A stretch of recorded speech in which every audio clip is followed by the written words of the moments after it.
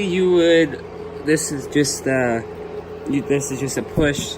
You push it into your front diff, and this is a little clip that locks it in place.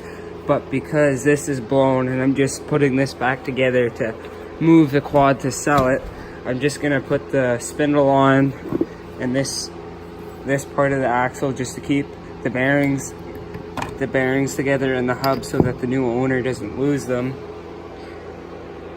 I'm just gonna throw it back together just enough so I can put the wheel on and everything and get this thing transported. So the next thing you want to do to get your spindle ready to go onto your quad is you want to put your hub on, preferably with 4 bolts, but I guess that's not the case here. And then you'll want to put this on, and I'm sure you'll have to fiddle around or whatever, but because this is what you'll have to do when the spindle is actually on the quad, but I'm just going to show you ahead of time. So what you'll want to do is fiddle around with there. You put some WD-40 in there, and then just put your nut on, and then your nut will just suck the axle back to where it's supposed to be, and what that does is hold it all together. But like I said before, because I'm not putting the axle on because it's bad, I'm just going to do this so that it just keeps it together while I put it on. For putting the nuts on, this is the wrong type of nut. This is just what I got with the quad because I got it from a sketchy owner. It should have a nut like this. And what you should always do when you have a nut like this, split pin in.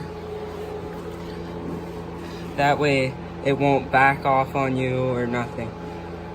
And the idea of a split pin is so that these ball joints, they're not supposed to be tightened extremely tight. They're only supposed to be kind of like just snug. But with the thing about ball joints is they spin. So a good thing to do is put the weight of the quad on it first and then tighten it.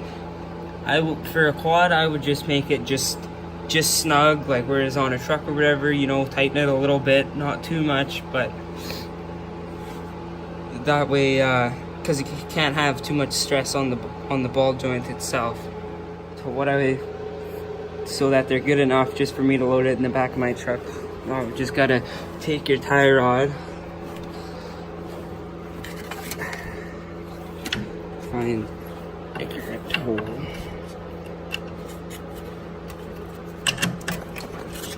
Now that that's in there, find your nut. Put it on there. Like I said before, I'm just buttoning these up loosely for the next guy. And then I'll put the caliper on, or put the brake disc on, then the caliper, and then the shock, and of course tighten that tie rod up. I got my nut on, and I'm going to tell you how to do this properly. What you want to do if you put new bearings in, if you've just taken it off, whatever, what you want to do is you want to get it kind of fairly tight, a little bit more than snug to seat the bearings. And then what you want to do is you want to back it off and then just tighten it just a little bit. Just make it just like kind of a tiny bit snug, because if you do just like make this rank tight, all it's going to do is put stress on your bearings and burn them out. And I mean, it depends on what kind of quad you have. Maybe some require just like a little bit of back and forth play, I don't know. But most front spindles just like make them snug so that there's no back and forth play, and I mean, you should be fine. Just don't crank them or it'll burn out your bearing. The caliper on, and just a quick tip is to just spray this with like brake clean, get all this crap out of here. You can see that these brake pads are pretty much cooked, and I would replace them if I was keeping this quad, but I'm not. The owner's going to be well aware of all this. I'm not about screwing people over. But another thing is, if somebody's pressed your front brakes or whatever, all you got to do is just take a flathead, get it in between the two pads, and just pry it open. What that'll do is send the fluid back up the line into the reservoir, which will open it up so you have enough room to get it on your brake disc. Okay, I got it on. I did have to tap it a little bit just to get it, to get it on, because I didn't have to. but I could have opened it with a screwdriver. But yeah, that's that on. And these bolts tight. Now these don't have to be crazy tight. Like, I mean, I would make these just a little bit more than snug, because there is a lot of vibration with the brakes or whatever, and it could back out, and then that wouldn't be no good, no brakes. But just gotta get this in and put the tire on, and then we'll be done. Okay, now that the shock's on, I'm just gonna give you a couple of quick tips. And like anything that's got like bushings, like your sway arm links, your suspension, they've got these little rubber bushings with there's like a metal collar on this part, and then a metal collar that touches the bolt. What you really want to do is keep it more or less kind of about like that loose or whatever, and then put the weight of the quad on it and then tighten it. Otherwise, if you just tighten it like this, then it puts a little bit of strain on the bushings, and then that can cause them to prematurely wear out. I mean, it doesn't really make too much of a difference like on a little quad or whatever, but more or less like on vehicles or whatever, if you were to do that, then it does make a bit of a difference, but I mean, you're not really gonna notice it. And another thing that you should always check on your ATV side-by-sides is your suspension settings, because like almost all quads with stock suspension that aren't like fancy Fox shocks or nothing like that, is they have this kind of ride height, and what it does is you just take your special tool and it just clicks.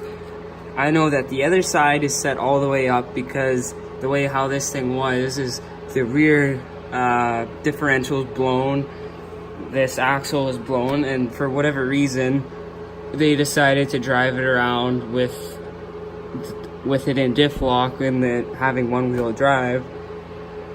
And you can actually see that the front tires, that's the one from this side, it's got some tread on it a little bit, whereas the tire that was on this side is completely bald. It looks like a drag, or sorry, the other side looks bald, whereas that one has some tread because they were running it in diff lock. Yeah, there it is right there.